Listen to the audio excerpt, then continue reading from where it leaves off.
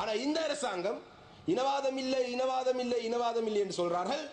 ஆனா முழுக்க முழுக்க இனவாதத்தில் ஈடுபடுறார்கள். எப்படி என்று சொன்னால் பாதுகாப்பு படையினரால் பாலியல் தொந்தரவுக்கு இல்லாட்டி பாலியல் வன்முறைக்கு ஈடுபடுத்தப்பட்ட எத்தனையோ பேர் இருக்கிறார்கள். Later her hands are bound behind the back and she's dead and very clearly it shows. ஒரு உடுப்பும் இல்லாமல் இருக்கிறதாக காணொளியில் வெளியே வந்தது.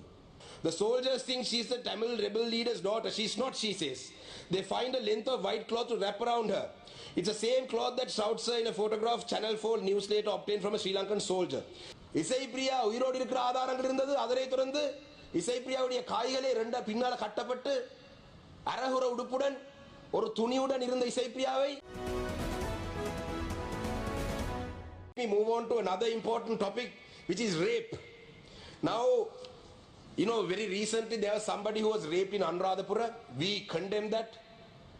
We are against violence against women. We condemn that. Those accused should be punished. But let's talk about the Tamil women who were raped and killed. Let's talk about them as well. இந்த நாட்டிலே தமிழ் பெண்கள், ஆயிரக்கணக்கான தமிழ் பெண்கள் பாலியல் துஷ்பிரயோகம் செய்யப்பட்டு கொல்லப்பட்டனர். அனுராதபுரத்திலே அந்த பாலியல் தொந்தரவுக்கு உட்படுத்தப்பட்ட பெண்ணுக்கு நீதி வேணுமென்றதிலே எந்த மாற்று கருத்தும் இல்லை.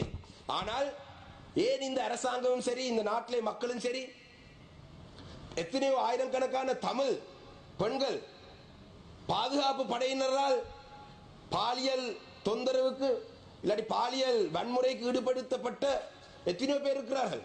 இவர்களுக்கு எதிராக எந்த நடவடிக்கையும் எடுக்கிறதுக்கு ஏன் இந்த நாட்டில் இருக்கும் மக்கள் இல்லாட்டி இந்த அரசாங்கம் கொந்தளிக்கவில்லை? இனவாதம் இல்லை என்று சொல்லும் இந்த அரசாங்கம் தான் மிக மோசமான இனவாதிகள். கடந்த காலத்தில் இருந்த அரசாங்கங்கள் தங்களை இனவாதிகளாகவே அடையாளப்படுத்தி கொண்டு தங்களுடைய செயல்பாடுகளை முன்னெடுத்தார்கள். ஆனா இந்த அரசாங்கம் இனவாதம் இல்லை இனவாதம் இல்லை இனவாதம் இல்லை என்று சொல்றார்கள். ஆனா முழுக்க முழுக்க இனவாதத்தில் ஈடுபடுறார்கள். எப்படி என்று சொன்னால் இந்த நாட்டிலே தமிழ் மக்களுக்கு கிடைக்க வேண்டிய நிரந்தரமான அரசியல் தீர்வை தருவதற்கு மறுக்கிறார்கள். இந்த நாட்டிலே பொறுப்பு கூறல் விடயத்திலே கௌரவ அமைச்சருடைய உரையிலே ஒரு வார்த்தை கூட தமிழ் மக்களுடைய சார்பிலே சொல்லப்படவில்லை. அவருடைய நிலப்பாடை அவர் சொல்லியிருக்கிறார்.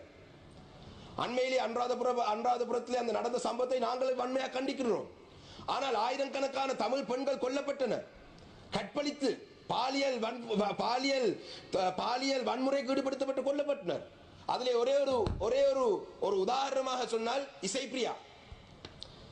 இசைப்பிரியா கொல்லப்பட்டது. இசைப்பிரியா உயிரோடு இருந்ததுக்கான ஆதாரங்கள் எத்தனையோ இருக்கின்றது.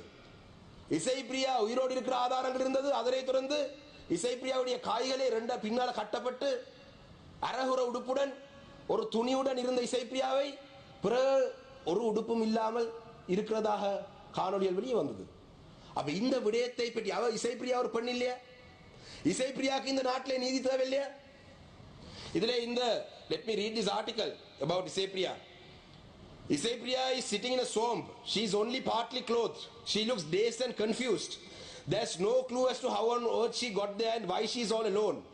Some speculate that she'd been trying to escape the bloody final showdown. She's helped to her feet and looks completely uninjured. This is an important observation because she was not to remain for so long. The soldiers think she's the Tamil rebel leader's daughter. She's not, she says. They find a length of white cloth to wrap around her. It's the same cloth that shouts her in a photograph Channel 4 news later obtained from a Sri Lankan soldier. In his photograph dated later the same day, 18th May, Isaia is dead. Her hands are tied behind her back. Right?